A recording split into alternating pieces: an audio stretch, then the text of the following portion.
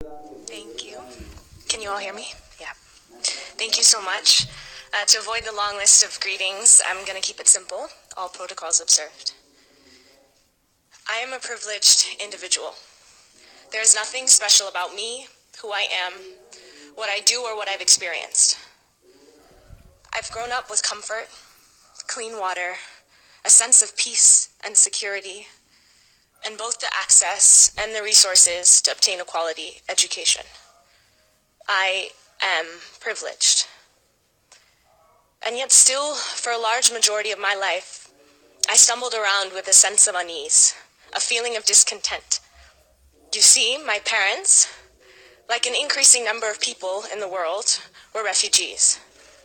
They left Eritrea in a time of war, took a winding path that eventually led to me being raised here in the United States. And yet still, I knew every day of my life that there was something wrong with this story. Surely this couldn't be the last page. Was this the happy ending? Was I the happy ending? And the answer is no. No, I am not. No, this is not enough. And this is not sustainable development. And it is certainly far from resilience. Sustainable development is not having to leave your home, your family, your culture behind to provide your children with an adequate life. Sustainable development is not millions of Syrians fleeing war, only to often be met with disdain and rejection. It's not having to conceal your language and your culture in an attempt to conform, only to never truly be accepted. It is not this increasingly fragmented and polarized world. Sustainable development is having the resources, the access, the security, and the tools to create new opportunities wherever you choose to call home. You see, resilience is absent in a world that perpetuates ever-increasing inequalities and ecological footprints.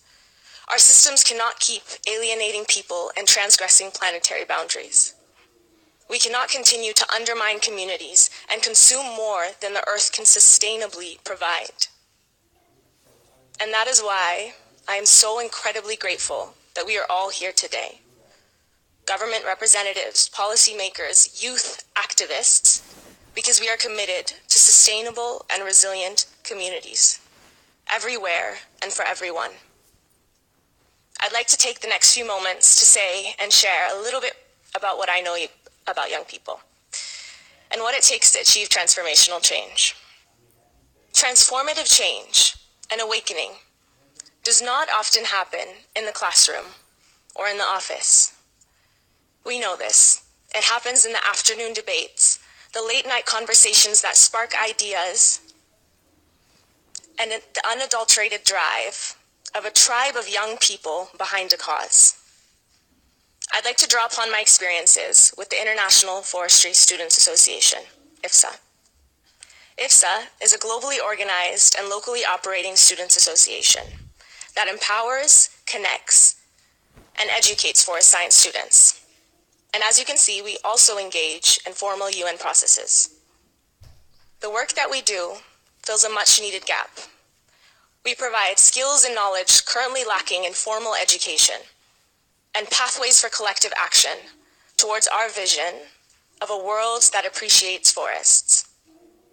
To that end, we raise awareness of the Sustainable Development Goals to young people, many of whom do not know them, and the varied ways that forests contribute to the 2030 Agenda, beyond number 15, Life on Land. Let me share with you a few of them. Forests are the quintessential global commons and the backbones of resilient ecosystems. Forest products tackle poverty by providing income to surrounding communities. They provide carbon capture and storage to combat climate change. They play a significant role in safeguarding the human right to water, while also being home to most of the world's biodiversity. They host stores of indigenous knowledge, and their sustainable management provide pathways for gender equality, zero hunger, good health, sustainable production and consumption, and many more things than I have time to talk about today. To frame it more technically, they are indispensable for the achievement of the SDGs, the realization of the Sendai Framework, and the implementation of the new urban and territorial agenda. But I'd like us to stop here. What can we learn from this? Our world, it's not as simple as we'd like to think.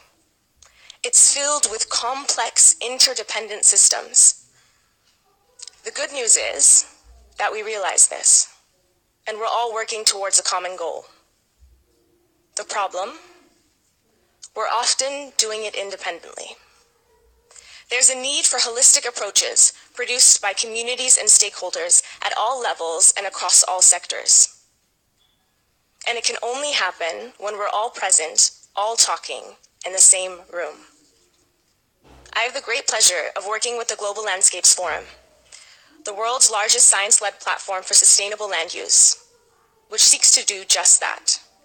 We're breaking down barriers, connecting ideas, and accelerating progress through a movement that puts communities first in addressing landscape-level issues. As a youth coordinator to the forum, my experience has shown me that we don't have enough time to leave a vast majority of our population feeling unsupported and unengaged. I've seen how the Youth and Landscapes Initiative has transformed eager students to young, powerful leaders who have returned to their communities to tackle rural migration, promote climate-smart agriculture, increase market access for producers, or become policy advocates. There's an incredible amount of untapped potential in the young people of the world. Those of us in the room only represent a fraction. Our constituencies only represent a fraction. But we're not here to change a fraction of the world. So how do we reach them? How do we continue to ignite small fires in each member of our society? There are a few strategies to spread our work. And I find they start with support, listen, and engage. The first, support. There's a great quote that states, "Most dreams die a slow death." They're conceived in a moment of passion with the prospect of endless possibility, but often languish and are not pursued with the same heartfelt intensity as when first born. Self-organized youth groups transform moments of passion into places of action. They actively fight against cynicism and provide the tools and resources for new ideas to thrive. We cannot underestimate the power of community. We need to actively support the formation of youth-led entities and youth-led and driven areas of work to begin to claim inclusive development. It is not enough to handpick one individual, one spokesperson, and one leader for a seat at the table. It's about awakening and transforming all young people through community and supporting the mechanisms of adequate representation and facilitation through legally mandated and designated spaces. And some actively support youth-led organizations. They not only light fires, but they keep them alive. The second, listen. Once the communities are built and the mechanisms for representation are in place, listen. Use marginalized groups and young people as indicators to whether we are achieving sustainable and resilient communities. Because when our communities are flourishing, young people, young women and girls will be thriving. The third and the most often heard is engage and include young people in decision-making processes and implementation. Let's be clear. You are not handing them a privilege, but conceding to their right. And make no mistake, young people will carry on the work whether they are included or not. And to many, this right is a responsibility bound to their hearts. We're already here and out in the world, dreaming, building, advocating, creating. We're not going to stand and wait for a seat at the table. But I have to be honest. This isn't ideal. We don't want to and cannot do it alone. We don't want to fight for every partnership, every approval, every seat, every dollar. We don't want to forever be sidelined in another room, our solutions labeled youth, and our problems, our solutions, touted as surprising accomplishments. I don't want to forever be here, repeating the same things, sounding like a broken, uninspired record. Engage. Member states, we are waiting on you. If these groups that are already out there changing the world are not meaningfully engaged, you're missing out on a chance to accelerate change. I've found these strategies useful, but they will only be successful if we hold and believe in the one principal truth, that society benefits from an ever-expanding room of empowered stakeholders, an ever-expanding conversation of people fighting for change. It's time to break down the divisions across sector, across age, to engage in the difficult conversations that will change our world.